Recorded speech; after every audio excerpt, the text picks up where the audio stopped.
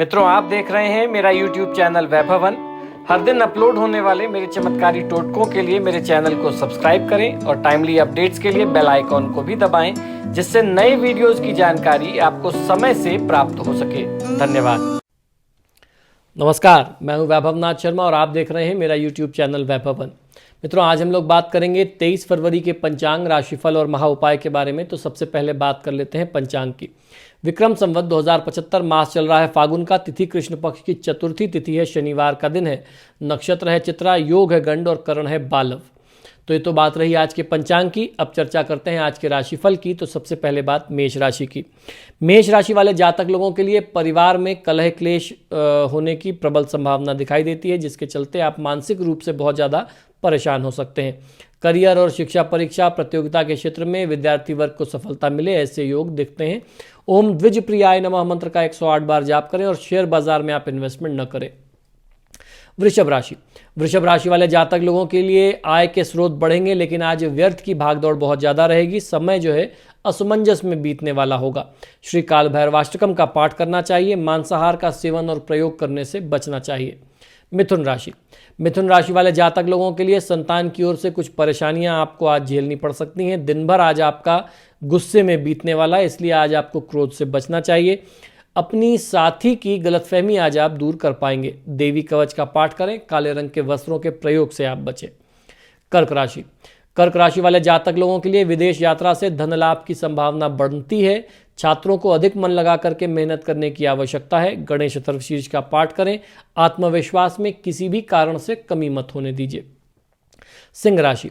सिंह राशि वाले जातक लोगों के लिए दिन के आरंभ में बिजनेस में बाधाएं आ सकती हैं, लेकिन जैसे जैसे दिन प्रगति करेगा सब परिस्थितियां ठीक हो जाएंगी। हनुमान चालीसा का पाठ करिए और किसी की निंदा करने से आप बचिए।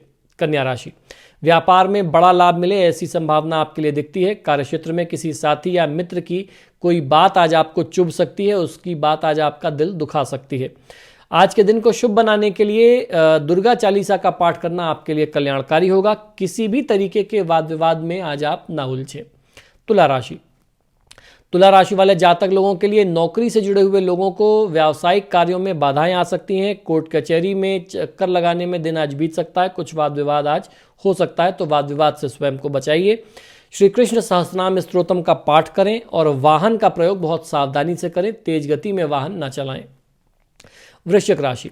वृश्चिक राशि वाले जातक लोगों के लिए आज गाड़ी चलाते समय हुए बहुत सतर्क रहने की आवश्यकता है। सावधान रह करके काम करने के लिए आज आपको करना चाहिए। दिन के अंत तक सब कुछ ठीक हो जाएगा। ऐसा लगता है कि दिन में कुछ काम में दिक्कतें आ सकती हैं, तो जितना आप अलर्ट रहेंगे, जितना सावधान रहेंगे, उतना अच्छा रहेगा। श्री विष्णु सहस्रनाम स्तोत्रम का पाठ करें और वाहन का प्रयोग बहुत सावधानी से करें। धनुराशि। धनुराशि वाले जातक लोगों के लिए माता का स्वास्थ्य आज प्रभावित हो सकता है। आय के स्रोत बढ़ेंगे। नतीजों की चिंता किए बगैर आज आपको मेहनत करनी चाहिए। श्री राधा कृष्ण सहस्रनाम स्तोत्रम का पाठ करें और महत्वपूर्ण निर्णय लेने में जल्दीबाजी न दिखाएं। मकर राशि। मकर राशि वाले जातक लोगों के लिए आज आपके बॉस आपके काम से प्रभावित होकर के आपकी तारीफ कर सकते हैं। परिवार की ओर से आपको कोई शुभ समाचार मिले, ऐसी स्थिति आपके लिए बनती है। ओम दयायुताय नमः मंत्र का 108 बार जाप करें। अति आत्मविश्वास में आप कमी ना होने दें। कुंभ राशि। कुंभ राशि वाले जातक लोगों के लिए गलत निर्देशन से विफलता हाथ लग सकती है। कोई आपको गलत सुझाव दे, कोई गलत डायरेक्शन दे दे, जिसकी वजह से कोई बड़ा नुकसान हो जाए, ऐसी स्थिति आपके लिए बनती है। किसी भी डील को, जो आप बड़ी डील कर रहे हैं, उसको एक उचित समय के लिए टाला जा सकता है, क्योंकि अभी ये समय बहुत उपयुक्त नहीं है किसी भी बड़े काम के लिए, बड़े प्रोजेक्ट के लिए। ओम तुष्टाय नमः मंत्र का 108 बार जाप करें। अधिक खर्च करने से आप बचें। मीन राशि। मीन राशि वाले जातक लोगों के लिए नए व्यापार के अवसर आपको प्राप्त हो सकते हैं। विद्यार्थी वर्ग को प्रतियोगी परीक्षाओं में सफलता मिले। आपके काम में अभी तक जो भी बाधाएं आ रही थी, वह धीरे धीरे दूर होना शुरू होंगी। ओम जटिलाय नमः मंत्र का 108 बार जाप करें और किसी भी व्यक्ति से कोई बहुत बड़ी उम्मीद इस दौरान आप न करें। तो दोस्तों, ये तो बात रही आज के 12 राशि की। हम लोगों ने जाना ग्रह नक्षत्र की स्थितियां क्या कहती हैं और दिन को शुभ बनाने के लिए आपको क्या करना चाहिए और क्या नहीं करना चाहिए। अब मैं आपको कुछ विशेष 9 उपाय बताऊंगा। इन 9 उपायों में से किसी भी एक उपाय को, या जितने भी उपाय आपसे संभव हो सकते हैं, 1 2 3 4, जितने भी आप चाहें तो 9 के 9 करें, या कोई भी एक उपाय करें, या जितने भी आप कर सकते हो उतने कर लें, तो आपके व्यापार में, आपके काम में आ रही बाधाएं बहुत आसानी से दूर हो सकती हैं। तो आइए जानते हैं क्या है ये उपाय और टोटके। तंत्र व ज्योतिष शास्त्र के अंतर्गत अनेक ऐसे छोटे छोटे आसान से उपाय बताए गए हैं जिन्हें करने से किसी भी मनुष्य के जीवन की बड़ी से बड़ी परेशानी भी दूर हो सकती है। बहुत से लोग इन उपायों के बारे में या तो जानते नहीं हैं, या अगर जानते हैं तो इन पर विश्वास नहीं करते।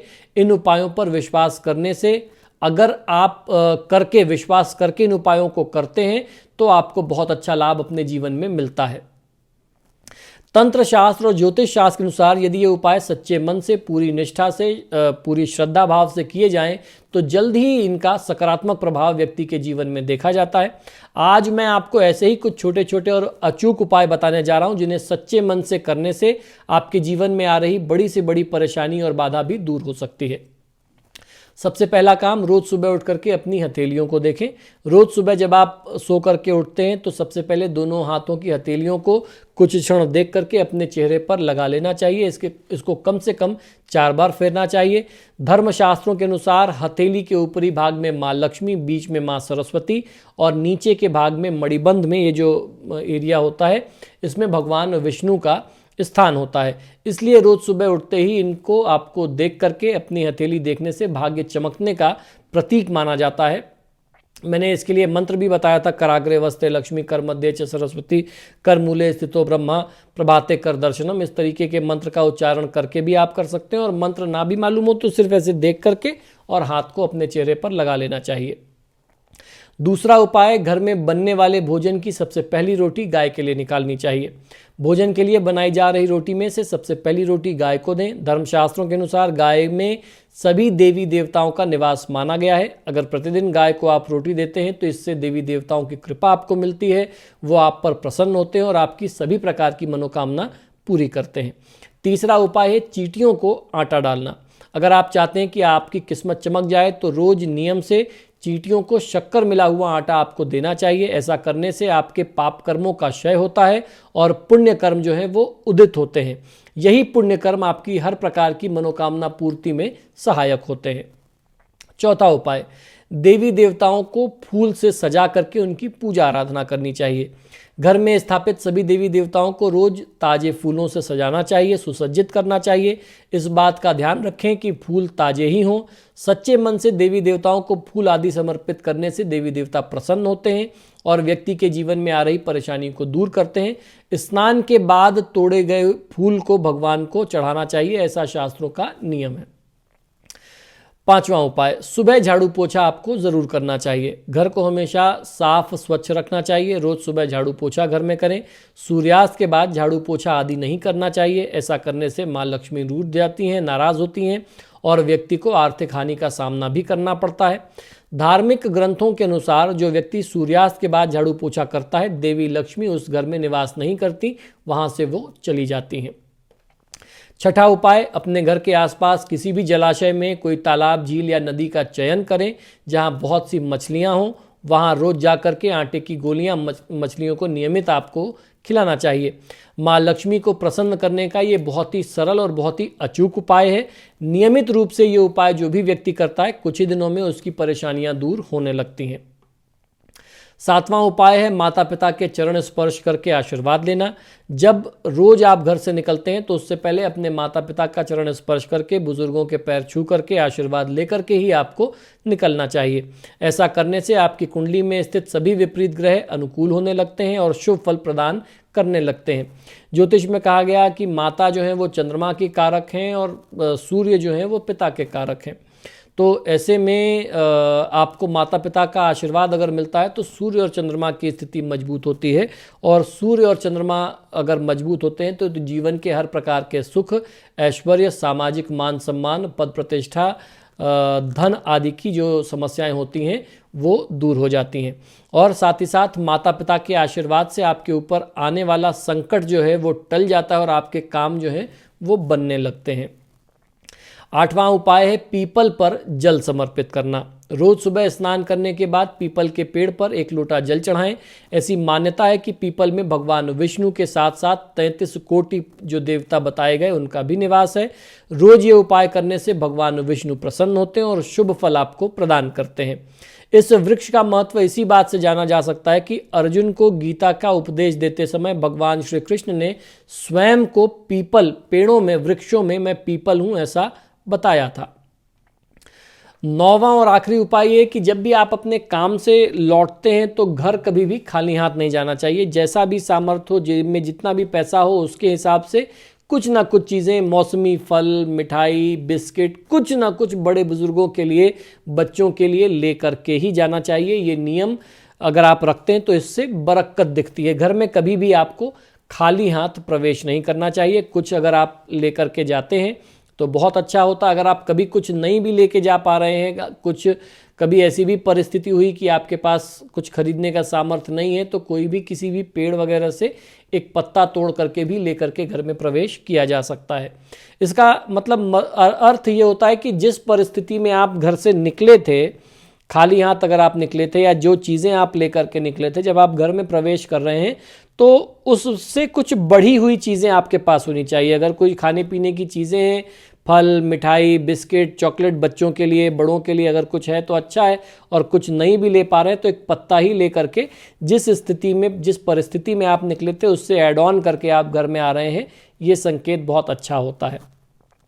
तो मित्रों, आशा करता हूं कि ये छोटे छोटे उपाय और टोटके आपको बहुत पसंद आते होंगे। आप सभी से आग्रह है कि जब भी आप मेरे वीडियोस देखते हैं तो इनको लाइक और शेयर ज़रूर किया करिए, और आपने अगर अभी तक मेरे चैनल को सब्सक्राइब नहीं किया तो प्लीज़ इसे सब्सक्राइब करिए।